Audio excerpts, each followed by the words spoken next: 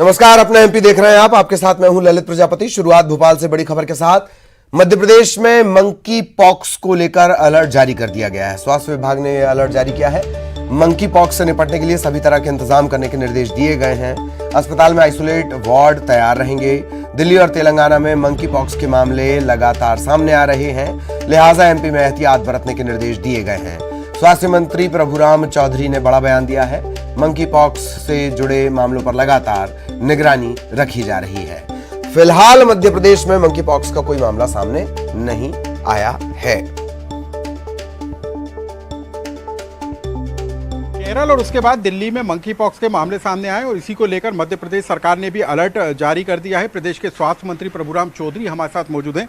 Sir, monkey pox के प्रकरण अब बढ़ते हुए नजर आ रहे हैं। दिल्ली में जो केस आए उसको ध्यान में रखते हुए मध्य प्रदेश सरकार ने अलर्ट जारी किया है, जिससे कि हम पूरा सावधान इसके लिए रहें। मध्य प्रदेश में अभी कोई ऐसी इस प्रकार के कोई केस नहीं है, लेकिन फिर भी सरकार ने और स्वास्थ्य विभाग ने इसके लिए अलर्ट जारी किया। यदि मंकी पॉक्स के लक्षण वाला कोई मरीज मिलता है तो उसको आइसोलेट करने की व्यवस्था, अस्पतालों में इलाज की व्यवस्था, इसको लेकर भी कोई दिशा निर्देश? नहीं, पूरा अलर्ट जारी की हुई है। किसी भी पूरा एडवाइजरी जारी हम लोगों ने की हुई है इसके लिए। तो प्रदेश सरकार ने भी अलर्ट जारी कर दिया है। जिलों को भी इस बात के निर्देश हैं कि यदि मंकी पॉक्स का कोई संदिग्ध मरीज भी मिलता है तो उसको तत्काल इलाज मुहैया कराया जाए। कैमरा पर्सन मनी सेंगर के साथ अनुराग श्रीवास्तव, न्यूज़ 18 भोपाल। और सहयोगी अनुराग इस वक्त हमारे साथ जुड़े हुए हैं। सीधा अनुराग के पास आपको लिए चलेंगे। अनुराग, अब मंकी पॉक्स कितनी तैयारियां, दावे भले ही किए जा रहे हों, पर क्या वाकई तैयारियां हैं? अनुराग।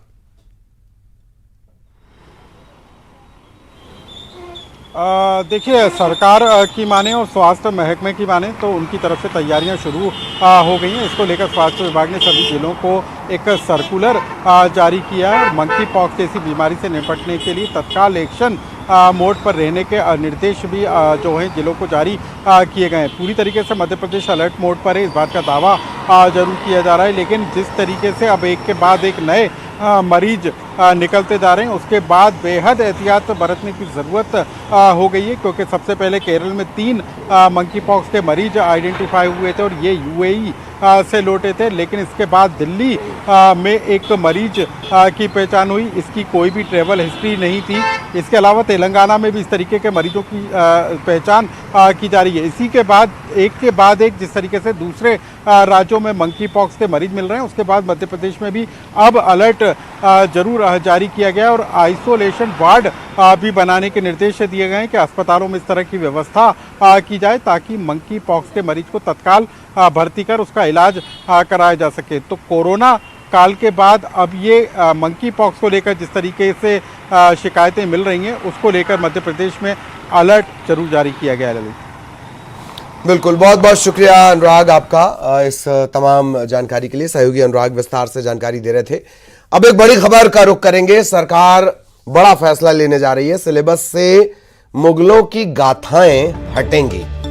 मुगल साम्राज्य की गाथाओं को हटाया जाएगा। न्यूज़ 18 से स्कूल शिक्षा मंत्री इंदर सिंह परमार ने कहा है, सीबीएसई बोर्ड की तरह एमपी बोर्ड में भी इस तरह की तैयारी हो रही है। मुगल साम्राज्य और मुगलों को अब भारत में का जो इतिहास पढ़ाया जाता है उसमें शामिल नहीं किया जाएगा। भारत के गौरवशाली इतिहास और गौरवशाली परंपराओं को सिलेबस में शामिल किया जाएगा। भारत में मुगल शासकों के शासन करने को गलत तरीके से पेश किया गया। अब भारत के गौरवशाली इतिहास और परंपराओं को ही छात्रों को पढ़ाया जाएगा।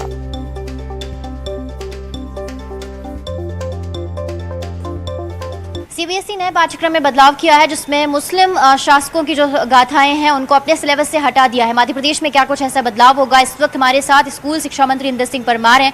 उन्हीं से जानेंगे कि सर, मध्य प्रदेश में भी सीबीएसई की तरह क्या जो मुगल शासक हैं उनकी जो गाथाएं उनको हटाया जाएगा? सीबीएसई ने ये कदम उठा लिया है सर।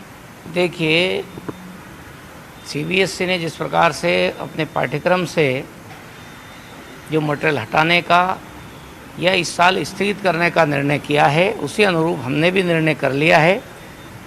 निश्चित रूप से गौरवशाली भारत का इतिहास और भारत की परंपराओं को जो महत्व देना चाहिए था, आज़ादी के बाद में पाठ्यक्रम से धीरे धीरे राष्ट्रीय बोध को प्रभावी करने वाले विषयों को हटा दिया गया और जिससे देश दास्ता में रहा, पीड़ित रहा, परेशान रहा, ऐसे सारे वर्णन इतिहास में लिखे गए थे।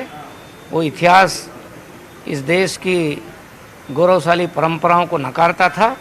उस पर सीबीएसई ने विचार किया, उसको मध्य प्रदेश में भी हम लागू करने जा रहे हैं।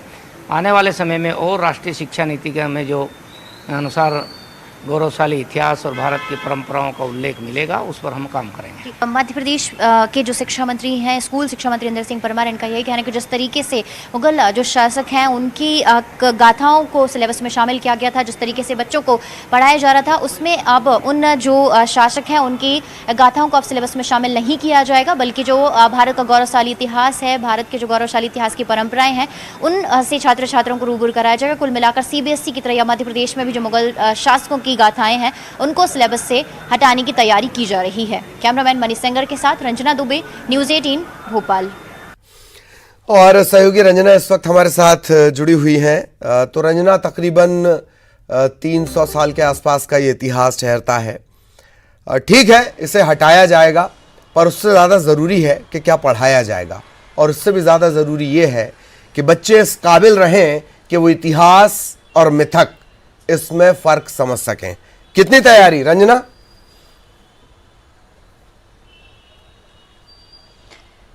जी ललित, बिल्कुल। जो स्कूल शिक्षा मंत्री हैं इंदर सिंह परमार, उन्होंने कहा है कि जल्द से जल्द ये बदलाव किया जाएगा और ये बदलाव होगा राष्ट्रीय शिक्षा नीति के तहत, जिसमें अब पाठ्यक्रम को नए सिरे से जो डिज़ाइन है वो किया जा रहा है, जिसके तहत जो बच्चे मल्टी टास्किंग बनेंगे और इसकी नींव शुरुआत से ही रखी जाएगी, जिसमें सबसे पहली पहल तो यही की जाएगी, जैसा कि स्कूल शिक्षा मंत्री ने कहा कि मुगल शासकों की जो गाथाएं हैं, जो कि बीते कई सालों से सिलेबस में शामिल की जाती रही हैं, जिनको छात्र छात्राओं को पढ़ाया जाता रहा है, लेकिन आने वाले सालों में जबकि सिलेबस में बदलाव किया जाएगा तो उसमें सबसे पहले सिलेबस से जो मुगल शासक हैं उनकी गाथाओं को हटाया जाएगा, क्योंकि उनका यही कहना है कि जिस तरीके से जो बच्चे हैं वो यही पढ़ रहे थे कि भारत किस तरीके से शोषित रहा, मुगल शासकों के द्वारा पीड़ित रहा, उन्होंने कितने समय तक भारत पर राज किया और किस तरीके से यहाँ पर जो उनकी कहानियां हैं उसको तोड़ मरोड़ कर सिलेबस में शामिल किया गया है।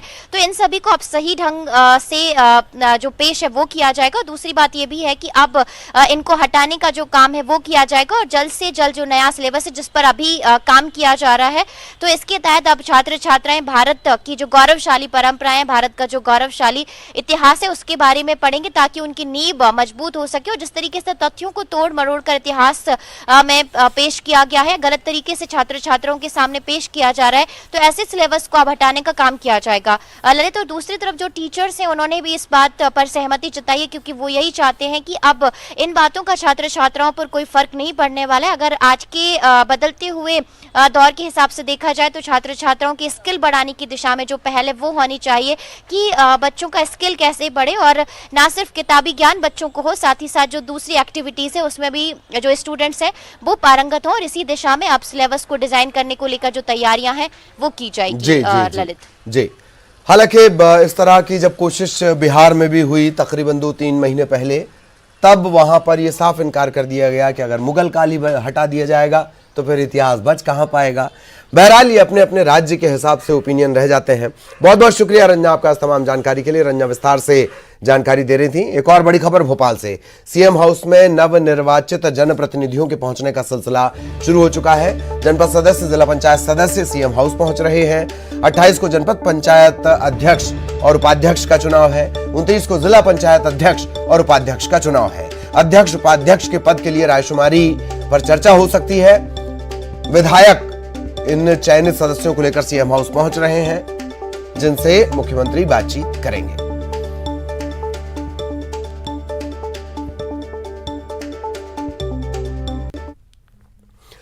और कारगिल विजय दिवस पर सीएम शिवराज शौर्य स्मारक पहुंचे, शहीदों को नमन किया। इस दौरान सीएम शिवराज ने कहा कि भारतीय जवानों ने ऊंची पहाड़ियों पर चढ़कर दुश्मन देश को हराया था। घुसपैठिए पाकिस्तानी सैनिकों को सबक सिखाया था। कठिन लड़ाई में जवानों ने वीरता का परिचय दिया था। आज कारगिल विजय दिवस है। पूरे देश का माथा गर्व से उन्नत है और हमारे वीर जवान, हमारे अधिकारी, हमारे सैनिक, वायुसेना के हों, आर्मी के हों, उन्होंने जिस अदम्य साहस और वीरता का परिचय दिया, उसके लिए मैं उनके चरणों में प्रणाम करता हूं। उनकी वीरता को, अदम्य साहस को, उनके शौर्य को ये देश सदैव याद रखेगा। शहीदों की चिताओं पर लगेंगे हर बरस मेले, वतन पर मरने वालों का यही बाकी निशा होगा। उनके चरणों में प्रणाम। इधर भोपाल में गांधी प्रतिमा पर कांग्रेसियों ने धरना दिया। कांग्रेस नेता सोनिया गांधी को ईडी में पूछताछ के लिए बुलाने का कांग्रेसियों ने विरोध किया है। कांग्रेस नेताओं का कहना है कि जब तक ईडी में पूछताछ चलेगी तब तक भोपाल में धरना जारी रहेगा। उन्होंने यह आरोप भी लगाया कि राजनीतिक द्वेष के चलते पार्टी के नेताओं को परेशान किया जा रहा है।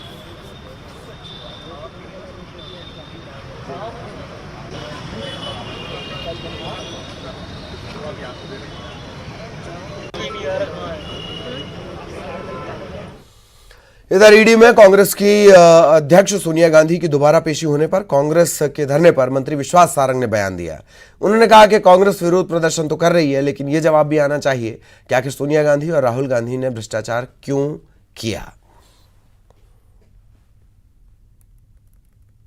अब देखिए, बड़ा आश्चर्य है, कांग्रेस ये सोचती है कि नेहरू परिवार एक सम्राटों का परिवार है। इस देश का कानून हर एक व्यक्ति के लिए समान है। वो विरोध प्रदर्शन कर रहे हैं, उससे पहले ये तो बताएं कि सोनिया गांधी, राहुल गांधी, राजीव गांधी और प्रियंका गांधी ने भ्रष्टाचार क्यों किया। नेशनल हेराल्ड वाले मामले में दूध का दूध और पानी का पानी सबके सामने है। यदि जांच एजेंसी अपना काम नहीं करेंगी तो फिर भ्रष्टाचार उजागर कैसे होगा। मुद्दा सोनिया गांधी का नहीं है, मुद्दा भ्रष्टाचार का है। और कांग्रेस जिस प्रकार से इस पूरे मामले में राजनीति कर रही है, ये इस बात को स्थापित करता है कि दाल में कहीं ना कहीं कुछ काला है। सोनिया गांधी को चाहिए कि वो जांच एजेंसी का सहयोग करें। इस प्रकार से दबाव की राजनीति बनाने के लिए जांच एजेंसी के खिलाफ धरने प्रदर्शन करना जांच को भी प्रभावित करता है और भ्रष्टाचार को भी संरक्षण देता है। और अब भोपाल से बड़ी खबर। भोपाल में जल्द 5G नेटवर्क कनेक्शन की सुविधा शुरू होने वाली है। भोपाल कलेक्टर अविनाश लवानिया ने बयान दिया है, भोपाल में टेस्टिंग पूरी हो चुकी है और जल्द ही 5G पोल्स इंस्टॉल किए जाएंगे। भोपाल का इंफ्रास्ट्रक्चर अच्छा होने के कारण टेस्टिंग में कोई परेशानी नहीं हुई है। तो भोपाल देश की पहली स्मार्ट सिटी बनेगी जिसके पास सबसे पहले 5G कनेक्शन होगा। लगातार टीम के साथ तैयारियों को लेकर असेसमेंट की जा रही है। भोपाल में 5G की टेस्टिंग शुरू हो रही है और भोपाल कलेक्टर हमारे साथ मौजूद हैं। सर, 5G को लेकर अब यहाँ 5G की टेस्टिंग भोपाल में की गई है। Largely it has been successful and विधिवत सभी अनुमतियाँ जारी करने के बाद ही ये टेस्टिंग की गई थी। एंड अब इस टेस्टिंग के बेसिस पे फर्दर जो भी डिपार्टमेंट के इंस्ट्रक्शंस होंगे उसके हिसाब से रोल आउट वगैरह प्लान किए जा सकते हैं। सर, कब तक शुरू हो सकती है यहाँ पे? It is too soon to say कि कब तक शुरू हो सकती है, बिकॉज अभी तो केवल POC किया गया है। बट गुड पार्ट इज कि इट इज़ फिजिबल। जो फिजिबिलिटी टेस्ट हैं वो पॉजिटिव हैं, तो ये सबके लिए हर्ष है। सर, भोपाल में बारिश के बाद कई तरह के चैलेंज सामने आए हैं, निचली बस्तियों में पानी को लेकर, ड्रेनेज को लेकर और भी कई तरह के। देखिए, मैं आपको ये बताना चाहूँगा कि फॉर्चुनेटली पिछले कुछ समय में अमृत से जो इंफ्रास्ट्रक्चर भोपाल में खड़ा हुआ है स्टॉर्म वाटर ड्रेन्स का, उसके चलते कहीं भी जल भराव की स्थिति नहीं होती। ये और बात है कि जब बहुत तेज़ बारिश बहुत कम अवधि में होती है तो टेम्परेरीली जो पानी है उसको निकलने में थोड़ा समय ज़रूर लगता है। बट फॉर्चुनेट बात यह है कि सब जगह से पानी जो है वो निकल जाता है with in stipulated time and कहीं भी रेगुलर जल भराव की स्थिति। कुछ और प्लानिंग की जा रही है सर भोपाल के डेवलपमेंट? निश्चित ही, जैसे जैसे शहर बढ़ रहा है वैसे वैसे और ज़्यादा स्टॉर्म वाटर ड्रेनेज की आवश्यकता है, जिनको कि हम अगले फेज में लें। Thank you. तो भोपाल में बारिश से होने वाले अव्यवस्थाओं से निपटने के लिए भी इंतजाम किए जा रहे हैं, लेकिन सबसे अच्छी खबर यह है कि 5G की टेस्टिंग भोपाल में पूरी हो चुकी है और जल्द ही भोपाल के लोगों को भी इसकी सेवा का लाभ मिल सकेगा। कैमरा पर्सन मनी सेंगर के साथ अनुराग श्रीवास्तव, न्यूज़ 18 भोपाल। और अब सिवनी से बड़ी खबर। बारिश से जिंदगी बदहाल है। लगातार बारिश के चलते बीजना नदी उफान पर है और बीजना से क्या तस्वीरें आ रही हैं वो भी आप देख लीजिए। जान जोखिम में डालकर रपटा पार किया जा रहा है और सिर्फ खुद रपटा पार नहीं कर रहे हैं, संपत्ति यही है इनकी। ये बकरियां, ये गाय, ये घास जो इकट्ठी होती है, यही इनकी संपत्तियां हैं और इन्हीं संपत्तियों को लेकर वो उस पार से इस पार आ रहे हैं।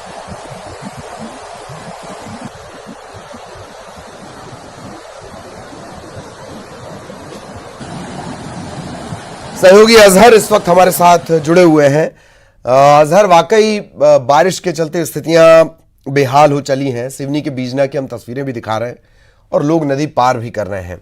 अफसोस इस बात का कि उनकी शायद ये मजबूरी बन चली है, अपने गाय को बचाना, बकरी को बचाना, उस घास को बचाना जो इन मवेशियों का चारा है। अजहर,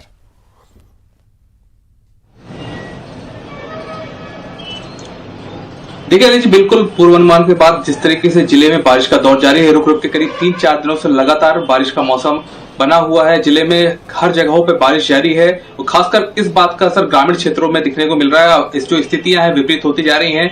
जैसे कि आज तस्वीर सामने आई है बीजना नदी की, जहां पर कल रात से लगातार बारिश होने के बाद बीजना नदी उफान पर आ गई और जो उस पर एक रपटा पुल बना हुआ था और उसके ऊपर से पानी होकर जाने लगा। हालांकि इस जो रपटा पुल को पार करने के लिए जो ग्रामीण लगातार अपनी जान जोखिम में डालकर उस रपटे को पार कर रहे हैं, कहीं ना कहीं हादसे की स्थिति बनी हुई है। हालांकि सबसे बड़ी बात यह है कि जब इस बारिश का मौसम शुरू हुआ था उसके पूर्व ही जो कलेक्टर हैं और एसपी उन्होंने सब क्षेत्र में जाकर खासकर आपदा प्रबंधन की जो मीटिंग ली थी उसमें यह तय किया गया था कि जो भी बाढ़ क्षेत्र प्रभावित क्षेत्र है खासकर उन जगहों पर जाकर सीधे तौर पर जो पुल है पुलियों को चिन्हांकित करके वहां पर व्यवस्था की जाएगी। लेकिन इस तरह की व्यवस्था अभी तक नहीं की गई है और लगातार लोग जो ग्रामीण है खासकर ग्रामीण क्षेत्र के लोग अपनी जान जोखिम में डाल के नदी नाले पार कर रहे हैं और आए दिन हादसे भी हो रहे हैं। बिल्कुल बिल्कुल, बहुत बहुत शुक्रिया आपका अजहर इस तमाम जानकारी के लिए। सहयोगी अजहर विस्तार से जानकारी दे रहे थे। और अब श्योपुर की तस्वीरें आपको दिखाएंगे। चंबल और पार्वती नदी में लगातार उफान चल रहा है। इसके चलते सांड और सुंडी गांव ये टापू में तब्दील हो गए हैं। श्योपुर का राजस्थान के कोटा और खतौली से संपर्क भी टूट गया है। ये दोनों गांव जिनका हमने जिक्र किया, सांड और सुंडी, यहां पर 500 से ज्यादा जिंदगियां फंसी हुई हैं और चंबल नदी उफान पर है।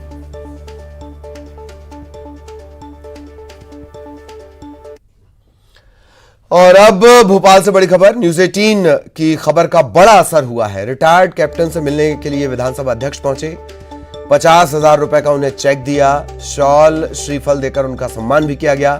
न्यूज 18 ने प्रमुखता से दिखाई थी ये खबर। बेटे की मौत के बाद किस तरीके से वृद्धाश्रम में ये पूर्व सैनिक रह रहे थे जिन्होंने युद्ध में अपना योगदान दिया।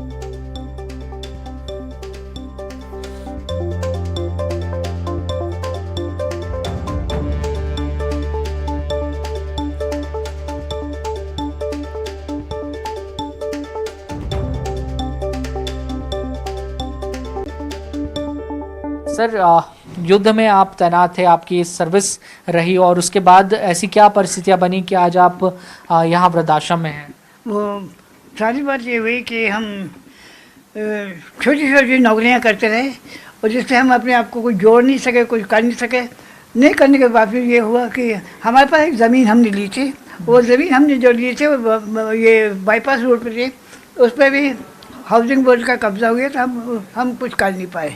वो ज़मीन जिसके उसके हमने बयाना दिया था अपने नाम पे, उसको पैसे दिए थे लेकिन रजिस्टर नहीं हो पाए हमारे नाम पे। तो वो उन्होंने वो कर ली, क्या कहते वो कर ली। अगर वो हमारी ज़मीन मिल जाती हमको तो हमको आज यहाँ रहने की ज़रूरत नहीं होती। लेकिन फिर उसके बाद में हम काफ़ी कोर्ट में हमने काफ़ी चीज़ों करी, कुछ नहीं हुआ।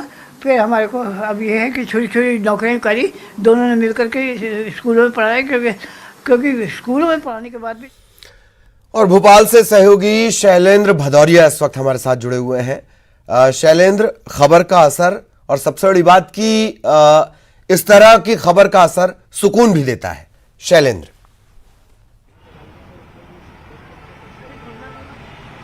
बिल्कुल बिल्कुल आपने ललित ठीक कहा कि सामाजिक सरोकार से जुड़ी जब खबरें होती हैं तो न्यूज़ 18 हमेशा अपनी पूरी जो सहभागिता दिखाता है या कहें कि जिम्मेदारी निभाता है। और उसी कड़ी में इस खबर को लेकर भी हमने पूरी जिम्मेदारी निभाई थी। और जो एक 1965 के युद्ध में महत्वपूर्ण भूमिका निभाने वाले कैप्टन जो आज बदहाली की जिंदगी वृद्धाश्रम में जी रहे हैं, उनकी इस खबर को प्रमुखता से हमने जब दिखाया था, उसके बाद विधानसभा अध्यक्ष गिरीश गौतम खुद वहां उनसे मिलने पहुंचे हैं। आज चूंकि मौका इसलिए भी खास है कि आज कारगिल विजय दिवस, और ऐसे मौके पर जब वो वहां पहुंचे और उनको 50,000 रुपए की आर्थिक सहायता का चेक भी उपलब्ध कराया। इसके अलावा खाने पीने के का सामान और कपड़े भी उन्हें उपलब्ध कराए हैं। उन्होंने साफ तौर पर एडीएम को भी निर्देशित किया है कि जो भी सरकार के तौर पर मदद हो सकती है वो हर संभव मदद जो है वो कैप्टन साहब की जाए, क्योंकि उन्होंने देश के लिए बहुत ही अमूल्य काम किया है और उनके काम को कभी भुलाया नहीं जा सकता। तो ऐसे में एक बड़ा असर जो है न्यूज 18 की खबर का देखने को मिला है, जहां विधानसभा अध्यक्ष ने खुद पहुंचकर उनका सम्मान भी किया है, सॉल श्रीफल भी भेंट किए और कहा है कि न्यूज 18 को धन्यवाद कि उन्होंने इस तरह की जो खबर को प्रमुखता से दिखाया, सामाजिक सरोकार से जुड़ी खबर को प्रमुखता से दिखाया। और उसके बाद एक व्यक्ति जो गुमनामी की जिंदगी जी रहा है, जबकि वो एक देश का 1965 के युद्ध में देश के लिए उन्होंने बहुत महत्वपूर्ण योगदान निभाया था। और ऐसे लोगों को हमेशा लोग याद रखें, उनके जो कार्य हैं उनको लोग याद रखें। और ऐसे में जो न्यूज 18 ने जो खबर दिखाई है वो बहुत ही उसकी सराहना भी कहीं ना कहीं विधानसभा अध्यक्ष करते नजर आए। जी जी, बहुत बहुत शुक्रिया आपका इस तमाम जानकारी के लिए। सहयोगी शैलेंद्र विस्तार से जानकारी दे रहे थे और अब आपको दिखाते हैं टॉप 20। और इसी के साथ इस बुलेटिन में इतना ही। खबरें जारी रहेंगी।